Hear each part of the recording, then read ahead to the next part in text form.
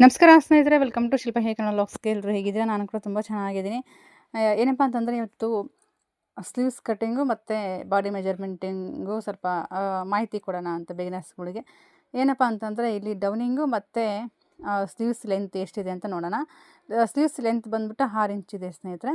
6 ಇಂಚಿಗೆ ನಾವು ಡೌನಿಂಗ್ ಎಷ್ಟು ತೊಗೋಬೇಕು, ತುಂಬ ಜನರಿಗೆ, ತುಂಬ ಬಿಗಿನರ್ಸ್ಗಳಿಗೆ ಗೊತ್ತಾಗಲ್ಲ. ಯಾಕಂತಂದರೆ ಶೇಪು ಚೆನ್ನಾಗಿ ತೆಗ್ದಿಲ್ಲ ಅಂತಂದರೆ ಕಂಕ್ಳ ಹತ್ರ ನೆರಿಗೆ ಬರೋದು, ಕುಪ್ಪೆ ಥರ, ಅಂದರೆ ಬ್ಲೌಸ್ ಎಕ್ಸ್ಟ್ರಾ ಉಳ್ಕೊಳ್ಳೋದು ಬಟ್ಟೆ.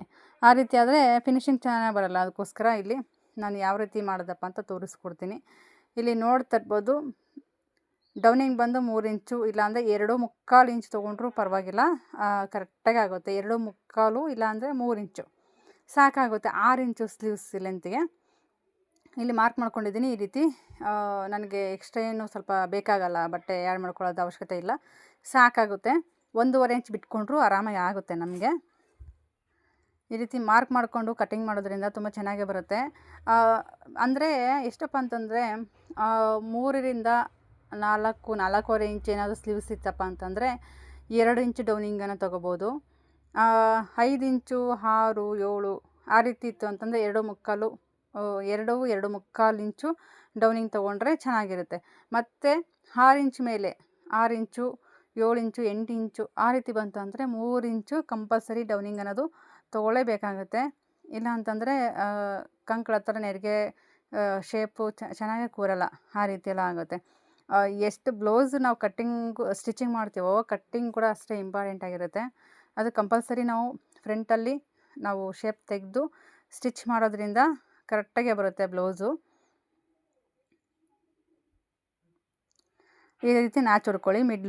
ನಾಚ್ ಹೊಡ್ಕೊಂಡ್ವಿ ಅಂತಂದರೆ ಭುಜದ ಸೆಂಟರ್ ಪಾಯಿಂಟಿಗೆ ನಮಗೆ ಸ್ಲೀವ್ಸ್ ಅಟ್ಯಾಚ್ ಮಾಡಿದರೆ ತುಂಬ ಚೆನ್ನಾಗಿ ಕೂರುತ್ತೆ. ಇವಾಗ ನೋಡ್ತಾ ಇರ್ಬೋದು, ಸಿಂಪಲ್ಲಾಗಿ ನಿಮಗೆ ಸ್ಲೀವ್ಸ್ ಕಟ್ಟಿಂಗನ್ನು ತೋರಿಸ್ಕೊಟ್ಟಿದ್ದೀನಿ. ಅದೇ ರೀತಿ ಫ್ರಂಟಲ್ಲಿ ನಾನು ಶೇಪ್ ಯಾವಾಗ ತೆಗಿತೀನಪ್ಪ ಅಂತಂದರೆ, ನಾನು ಯಾವಾಗಲೂ ಸ್ಟಿಚಿಂಗ್ ಮಾಡಬೇಕಾದ್ರೆ ಶೇಪನ್ನು ತೆಗಿತೀನಿ. ಕೆಲವೊಂದು ಟೈಮು ನಿಮಗೆ ತೋರಿಸ್ಬೇಕು ಅಂತಂದ್ಬಿಟ್ಟು ಶೇಪನ್ನು ತೆಗಿತೀನಿ. ನಿಮಗೆ ನೆನಪಿರಲ್ಲಪ್ಪ ಶೇಪು ತೆಗೆದು ಒಂದು ವೇಳೆ ತೆಗೆದಿಲ್ಲ ಅಂತಂದ್ರೂ ಕೂಡ, ಅಂದರೆ ನೀವು ಸ್ಟಿಚಿಂಗ್ ಮಾಡೋದ್ರಿಂದ ಸ್ಟಿಚಿಂಗ್ ಮಾಡೋ ಟೈಮಲ್ಲಿ ನೀವು ಸ್ಲೀವ್ಸಿಗೆ ಶೇಪ್ ತೆಗೆದಿ ಅಂತಂದರೆ ತುಂಬ ಚೆನ್ನಾಗೇ ಕೂರುತ್ತೆ. ಆವಾಗ ಕರೆಕ್ಟಾಗಿ ಗೊತ್ತಾಗ್ಬಿಡುತ್ತೆ. ಯಾಕಂತಂದರೆ ಕನ್ಫ್ಯೂಸನ್ ಆಗೋಲ್ಲ ಆ ರೀತಿ. ಯಾಕಂತಂದರೆ ನಾವು ಅದನ್ನೇ ರೂಢಿ ಮಾಡ್ಕೊಂಡ್ವಿ ಅಂತಂದರೆ ನೀವು ಕಂಪಲ್ಸರಿ ಸ್ಲೀವ್ಸ್ ಅಟ್ಯಾಚ್ ಮಾಡಬೇಕಾದ್ರೆ ನೀವು ಕೊಡಬೇಕಾಗತ್ತೆ. ಇವಾಗ ಬಾಡಿ ಮೆಜರ್ಮೆಂಟನ್ನು ನೋಡೋಣ, ಅಳತೆ ಮಾಡಿ ನೋಡೋಣ. ಇದು ಚೆಸ್ಟ್ ಬಂದು 9 ಇಂಚು, 9 × 36 ಎದೆ ಸುತ್ತಳತೆ ಬ್ಲೌಸು. ಇಲ್ಲಿ 36 ಎದೆ ಸುತ್ತಳತೆ ಬ್ಲೌಸಿಗೆ ಆರ್ಮೋಲು ಶೇಪ್ ಮತ್ತು ಶೋಲ್ಡ್ರು ಸುಮಾರು ವೀಡಿಯೋದಲ್ಲಿ ನಾನು ತಿಳಿಸ್ಕೊಟ್ಟಿದ್ದೀನಿ. ಆರ್ಮೋಲ್ ಶೇಪ್ ತೆಗೆಯೋದು ಮತ್ತು ಶೋಲ್ಡ್ರು ಯಾವ ರೀತಿ ತೆಗೆಯೋದು ಅಂತ, ಎಷ್ಟು ಇಂಚು ತೊಗೋಬೇಕು ಅಂತಂದ್ಬಿಟ್ಟು ತಿಳಿಸ್ಕೊಟ್ಟಿದ್ದೀನಿ. ಹಿಂದೆ ಕಂಪಲ್ಸರಿ ವೀಡಿಯೋನ ನೋಡಿ, ನಿಮಗೆ ಗೊತ್ತಾಗುತ್ತೆ, ಡೌಟ್ ಇಲ್ದಂಗೆ ಗೊತ್ತಾಗುತ್ತೆ. ಸುಮಾರು ವೀಡಿಯೋದಲ್ಲಿ ತಿಳಿಸ್ಕೊಟ್ಟಿದ್ದೀನಿ. ಇವತ್ತೇನಪ್ಪ ಅಂದರೆ ನಾನು ಜಸ್ಟ್ ಸ್ಲೀವ್ಸಿಗೆ ನಾನು ತೋರಿಸ್ಕೊಟ್ಟಿದ್ದೀನಿ ಅಷ್ಟೇ.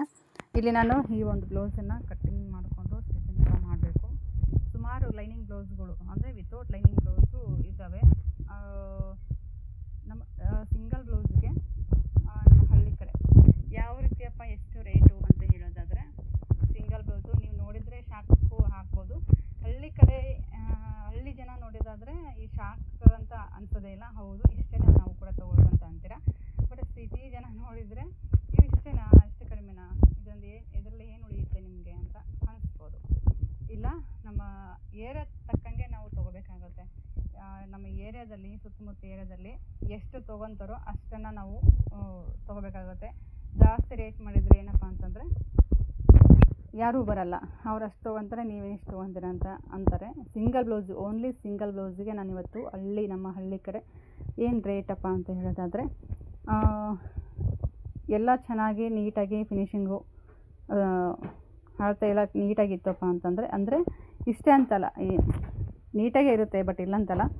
ಬಟ್ ಒಂದು ಸಿಂಗಲ್ ಬ್ಲೌಸಿಗೆ ನಮ್ಮ ಕಡೆ 70 ರೂಪಾಯಿ ತೊಗೊತೀವಿ. ಇಷ್ಟು ದಿನ 60 ರೂಪಾಯಿನೇ ಇತ್ತು. ಇವಾಗ 1 ವರ್ಷದ ನಂತರ, 1 ವರ್ಷ ಹಿಂದೆ 70 ರೂಪಾಯಿ ಒಂದು ಸಿಂಗಲ್ ಬ್ಲೌಸಿಗೆ. ಏನು ನಗ್ತಾರೋ ಬಿಡ್ತಾರೋ ಗೊತ್ತಿಲ್ಲ. ಹೌದು, ನಮ್ಮ ಏರಿಯಾ ಸುತ್ತಮುತ್ತನೇ ರೂಪಾಯಿ ತೊಗೊಳ್ಳೋದು, ನಾವು ಕೂಡ 70 ತೊಗೊಳ್ಳೋದು ಸಿಂಗಲ್ ಬ್ಲೌಸಿಗೆ. ಹಾಗಾಗಿ ನಾನು ಏನು ಮಾಡ್ತೀನಪ್ಪ ಅಂತಂದರೆ, ನೀವು ಬೈತಿರೋ ಬಿಡ್ತಿರೋ ಸೆಕೆಂಡ್ರಿ ಗೊತ್ತಿಲ್ಲ ಸ್ನೇಹಿತರೆ.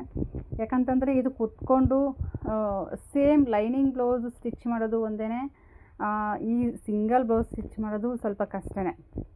ಹಾಗಾಗಿ ಸ್ವಲ್ಪ ಡಿಸೈನ್ ಮಾಡಿ ಲೈನಿಂಗ್ ಬ್ಲೌಸು ಸ್ಟಿಚ್ ಮಾಡಿದ್ರೆ 350-400 ರೂಪಾಯಿ ತೊಗೊತೀವಿ, ಇಲ್ಲಂತಲ್ಲ. ಬಟ್ ಈ ಸಿಂಗಲ್ ಬ್ಲೌಸು ಹೊಲಿಯೋ ಅಷ್ಟರಲ್ಲಿ ತಲೆ ಆಫ್ ಆಗುತ್ತೆ. ಯಾಕಂತಂದರೆ ಪೈಪಿಂಗು, ಹೆಮ್ಮಿಂಗು, ಉಕ್ಸು, ಕಾಜಿ, ಗುಂಡಿ ಹಳ್ಳಿ ಕಡೆ ಕಂಪಲ್ಸರಿ ಇದ್ದೇ ಇರುತ್ತೆ. ಕಾಜಿ ಗುಂಡಿ ಅಂತೂ ಇನ್ನೂ ಹೋಗಿಲ್ಲ, ಇನ್ನೂ ತಪ್ಪಿಲ್ಲ. ಹಾಗಾಗಿ ಮಾಡಲೇಬೇಕಾಗುತ್ತೆ. 70 ರೂಪಾಯಿ ತೊಗೊಂಡು ನಾವು ಇಷ್ಟೆಲ್ಲ ಕಷ್ಟಪಟ್ಟು ಮಾಡಿರ್ತೀವಿ. ಅದಕ್ಕೋಸ್ಕರ ಸ್ವಲ್ಪ ಲೈನಿಂಗು ಜಾಸ್ತಿ ಹಾಕಿಸ್ಕೊತೀನಿ, ಸಿಂಗಲ್ ಬ್ಲೌಸು ಸ್ವಲ್ಪ ಕಡಿಮೆನೇ ಹಾಕಿಸ್ಕೊತೀನಿ. ಯಾಕಂತಂದರೆ ಇದು ಕೂತ್ಕೊಂಡು ಹೊಲಿದ್ರೂ 3 ಬ್ಲೌಸು 4 ಬ್ಲೌಸ್ 3 ಬ್ಲೌಸ್ ಹೊಲಿಯೋದಕ್ಕೆ ಅಂತಂದರೆ ಸಾಕಾಗುತ್ತೆ. ಇನ್ನು 4ನೇ ಬ್ಲೌಸ್ ಹೊಲಿಬೇಕಂದ್ರೆ ಆಗೋದೇ ಇಲ್ಲ, ಟಯರ್ಡ್ ಆಗುತ್ತೆ. ಹಾಗಾಗಿ ಏನು ಮಾಡಬೇಕಪ್ಪ ಅಂತಂದರೆ, ನಾನು ಇಸ್ಕೊಳ್ಳಲ್ಲ. ಯಾಕಂತಂದರೆ ಹಳ್ಳಿ ಕಡೆ ಹೆಂಗಪ್ಪ ಅಂತಂದರೆ ನಾರ್ಮಲ್ 75 ಸೆಂಟಿಮೀಟ್ರ್ ತೊಗೊಂಡು ಬಂದು ಕೊಡ್ತಾರೆ ಸ್ನೇಹಿತರೆ, ಒಂದು ಬ್ಲೌಸ್ ಹೊಲ್ಕೊಡಿ ಅಂತ. ಆವಾಗ ಸ್ಲೀವ್ಸ್ಗೆ ಎಲ್ಲಿ ಕೊಡಬೇಕು, ನಾವು ಕ್ರಾಸ್ ಪಟ್ಟಿ ಹೆಂಗೆ ತೆಗಿಬೇಕು, 75 ಸೆಂಟಿಮೀಟ್ರು 36 ಎದೆ ಸುತ್ತಳತೆ ಆಗಿರ್ಬೋದು, 38 ಎದೆ ಸುತ್ತಳತೆ ಬ್ಲೌಸ್ ಕೂಡ ತಂದು ಕೊಡ್ತಾರೆ. ಅದು ಬಟ್ಟೆ ಆಗುತ್ತೋ ಬಿಡುತ್ತೋ ಯೋಚನೆ ಮಾಡಲ್ಲ. ಬಟ್ಟೆ ಆಗಲ್ಲ ಅಂತಂದು ಏನಾದರೂ ಹೇಳಿ ಕಳಿಸಿದ್ದೀವಿ ಅಂತ ಅಂದ್ಕೊಳ್ಳಿ ಒಂದು ಸರಿ, ಇನ್ನೊಂದು ಸರಿ ಬರೋ ಅಷ್ಟರಲ್ಲಿ ಆಕಿ ಹೊಲಿಲಾರ್ದ ಹಂಗೆ ಅಂದಾಳ ತಗೋ, ಆಕೆ ಹೊಲಿಲಾರ್ದ ಹಂಗೆ ಅಂದಾಳ, ಇದು ಕಡಿಮೆ ರೇಟಲ್ಲ, ಲೈನಿಂಗ್ ಬ್ಲೌಸ್ ಕೊಡೋಕೆ ಹೋಗು, ನೀನು ತೊಗೊಳ್ಳಿದ್ರೆ ಕೇಳಂತ. ಲೈನಿಂಗ್ ಬ್ಲೌಸಿಗೆ ಬಟ್ಟೆ ಸಾಕಾಗುತ್ತೆ. ಸೀರೆ ಬ್ಲೌಸ್ ಬಂದಿರುತ್ತೆ ಅಲ್ವಾ, ಸ್ವಲ್ಪ ಎಕ್ಸ್ಟ್ರಾನೇ ಉಳಿದಿರುತ್ತೆ, ಏನೂ ಸಮಸ್ಯೆ ಆಗೋಲ್ಲ ಅದರಲ್ಲಿ. ಅದರಲ್ಲೂ ಈ ಸಿಂಗಲ್ ಬ್ಲೌಸ್ಗೆ ಬರೀ 75 ಸೆಂಟಿಮೀಟ್ರಿಗೆ ತಂದು ಕೊಡ್ತಾರೆ. 36, 38 ಎದೆ ಸುತ್ತಳತೆ ಬ್ಲೌಸ್ ಇದ್ದವರು ಕೂಡ ತಂದು ಕೊಡ್ತಾರೆ. ಬಟ್ಟೆ ಆಗುತ್ತೋ ಬಿಡುತ್ತೋ ಸೆಕೆಂಡ್ರಿ, ಅವ್ರ ಒಟ್ಟಿನಲ್ಲಿ ಬ್ಲೌಸ್ ಹೊಲ್ಕೊಡ್ಬೇಕು. ವಾಪಸ್ ಕಳಿಸಿದ್ವಿ ಅಂದರೆ ವಾಪಸ್ ಕಳಿಸ್ತಾಳೆ ಬಿಡು ಹಾಕಿ. ಹಳ್ಳಿಗಳಲ್ಲಿ ಮಾತಾಡೋದೇ ನಾನು ಹೇಳ್ತಿರೋದು, ಯಾವುದೇ ರೀತಿ ಫೇಕ್ ಅಲ್ಲ ಸ್ನೇಹಿತರೆ, ಇದು ನಿಜವಾಗ್ಲೂ ಸತ್ಯ. ಈ ರೀತಿ ಎಲ್ಲ ಮಾತಾಡ್ತಾರೆ. ಯಾಕಂದರೆ ನಮ್ಮ ಕಣ್ಣು ಮುಂದೆನೇ ಮಾತಾಡ್ತಾರಲ್ವ ಬೇರೆಯವ್ರ ಬಗ್ಗೆ, ಅವಾಗ ಗೊತ್ತಾಗ್ಬಿಡುತ್ತೆ, ನಮ್ಮ ಬಗ್ಗೆನೂ ಇದೇ ರೀತಿ ಮಾತಾಡ್ಬೋದಲ್ವ ಇವರು ಅವ್ರ ಹತ್ರ ಅನಿಸುತ್ತೆ. ಇಲ್ಲಿ ಎಲ್ಲನೂ ಮ್ಯಾನೇಜ್ ಮಾಡ್ಕೊಂಡು ಹೋಗ್ಬೇಕಾಗತ್ತೆ ಒಂದೊಂದು ಸರಿ, ಏನೂ ಮಾಡೋಕ್ಕಾಗಲ್ಲ. ಅಂದರೆ ತುಂಬ ಬ್ಲೌಸ್ ಬಂದಾಗ ಈ ರೀತಿ ಬ್ಲೌಸ್ ಬಂತು ಅಂದರೆ, ಬಟ್ಟೆ ಶಾರ್ಟೇಜ್ ಇರೋ ಬ್ಲೌಸ್ ಬಂತಂದರೆ ಕಷ್ಟ. ಯಾಕಂದರೆ ಅವನ್ನ ನಿಭಾಯಿಸ್ಬೇಕಂತಂದರೆ ಇವನ್ನ ಸ್ವಲ್ಪ ಕೈ ಹಿಡಿದ್ಬಿಡುತ್ತೆ. ಎಮರ್ಜೆನ್ಸಿ ಅಂತ ಹೇಳ್ತಾರೆ, ಮತ್ತು 2 ದಿನದ ಕೊಡಬೇಕು, 4 ದಿನದ ಕೊಡಬೇಕು ಅಂತ ಹೇಳ್ತಾರೆ. ಆದ್ರೂ ಸ್ವಲ್ಪ ಕಷ್ಟ ಆಗುತ್ತೆ. ಟೈಲರಿಂಗ್ಸು ಪ್ರಾಬ್ಲಮ್ಮು, ಟೈಲರಿಂಗ್ಗೆ ಅರ್ಥ ಆಗೋದು, ಕಸ್ಟಮರಿಗೆ ಅರ್ಥ ಆಗಲ್ಲ. ಈಗ ಒಂದು ಬ್ಲೌಸ್ ಹೊಲ್ಕೊಡ್ಲಿಲ್ಲ ಬಿಡು ಆಕೆ, ಎಮರ್ಜೆನ್ಸಿ ಹೇಳಿದ್ದು ನಾನು ಅಂತಾರೆ. ಅವ್ರು ಮಾತಾಡೋಕ್ಕಿದ್ದಾರೆ, ನಾವು ಮಾತಾಡ್ಸ್ಕೋಬೇಕು ಅನ್ಸ್ಕೊಳಕ್ಕಿದ್ದೀವಿ ಅಷ್ಟೇ, ಏನಿಲ್ಲ. ಅವ್ರು ಅಂತಿರ್ತಾರೆ, ನಾವು ಹೋಗ್ತಿರ್ಬೇಕು ಅಷ್ಟೇ, ಏನು ಮಾಡೋಕ್ಕಾಗಲ್ಲ. ಇಷ್ಟೆಲ್ಲನೂ ನೋಡಿಕೊಂಡು ನಿಭಾಯಿಸ್ಕೊಂಡು ಕಸ್ಟಮರ್ ಹತ್ರ ಕೋಪ ಮಾಡ್ಕೊಳ್ದೇ ನಾವು ಇಷ್ಟೊಂದು ಕಷ್ಟಪಟ್ಟು ಹೊಲ್ದು ಕೊಡಬೇಕು. ಮತ್ತು ದುಡ್ಡು ಕೊಡೋ ಹೊತ್ನ್ಯಾಗ ಸ್ವಲ್ಪ ಕೈಯಲ್ಲಿ ಹಿಡಿದೇ ಕೊಡ್ತಾರೆ.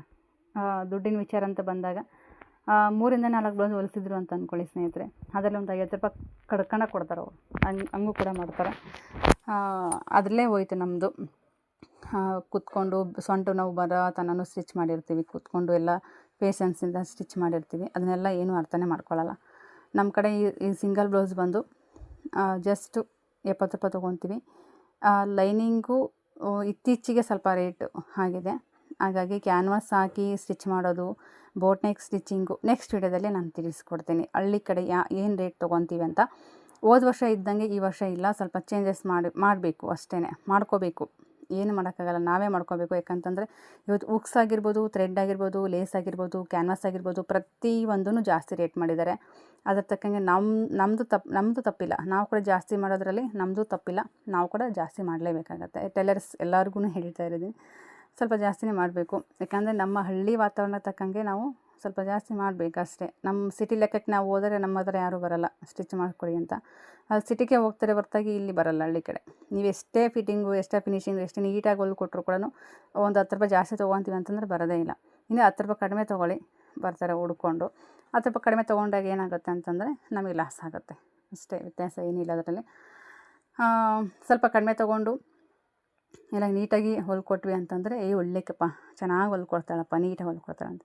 ಅದೇ ಸ್ವಲ್ಪ ಜಾಸ್ತಿ ದುಡ್ಡು ತೊಗೊಂಡು ಸ್ವಲ್ಪ ಫಿಟ್ಟಿಂಗ್ ಮಾಡೋದ್ರಲ್ಲೇ ಸ್ವಲ್ಪ ಲೂಸ್ ಏನಾದರೂ ಸ್ಟಿಚ್ ಮಾಡಿ ಕೊಟ್ವಿ ಅಂತಂದರೆ ಎಷ್ಟೊಂದು ರೊಕ್ಕ ತೊಗೊಂಡಾಳ ಆಕೆ, ಇಷ್ಟು ಹಿಂಗೆ ಹೊಲ್ಕೊಟ್ಟಾಳ ಒಳಗೆ ಅಂತ ಮಾತಾಡ್ಕೊತಾರೆ. ಓಕೆ, ಅದೆಲ್ಲ ಇರಲಿ. ಕಸ್ಟಮರ್ ಹತ್ರ ಕಸ್ಟಮರ್ಗೂ ಇದು ಮಾಡಬಾರ್ದು, ನೋವು ಮಾಡಬಾರ್ದು, ನಮಗೂ ನೋವಾಗಬಾರ್ದು. ಆ ರೀತಿ ಸಮಾನವಾಗಿ ನೋಡಿಕೊಂಡು ಹೋಗೋದೇ ಈ ಜೀವನ.